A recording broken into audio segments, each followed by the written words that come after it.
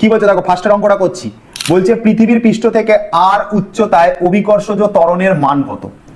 উচ্চতার যখনই কেস থাকবে আমি বলেছি কোন সূত্রটা ইউজ করতে, যদি পাশে কোনো ডেটা না দেওয়া থাকে উচ্চতার কেস থাকলে এই সূত্রটা ইউজ করবে।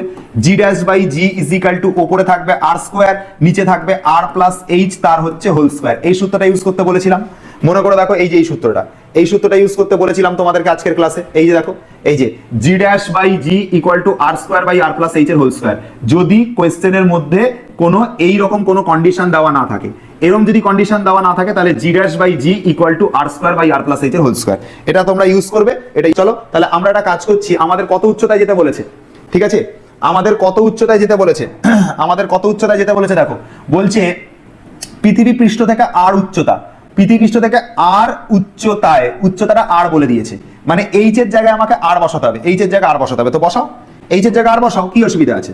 জি ড্যাশ বাই জি এটা ইজ ইকাল টু ওপরে হচ্ছে আর স্কোয়ার, নিচে আর আছে ঠিকই আছে, প্লাস এই এইচ এর জায়গায় আর বসাতে বলেছে, আর বসালাম তার হচ্ছে হোল স্কোয়ার।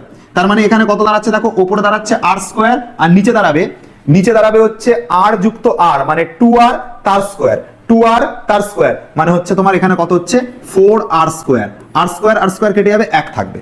তাহলে নিচে থাকা যে জিটা সেটা উপরে গুণ করে দেবো, তাহলে হয়ে যাবে G dash is equal to G by 4। এটাই হচ্ছে তোমাদের কারেক্ট অ্যান্সার। কার জন্য? এটা হচ্ছে তোমাদের এই পৃথিবী পৃষ্ঠ থেকে আর উচ্চতার জন্য কারেক্ট অ্যান্সার। কোশ্চেনটা 2019 সালে পড়েছিল তোমাদের পরীক্ষাতেই, তোমার জি বাই 4 হচ্ছে কারেক্ট অ্যান্সার, ঠিক আছে।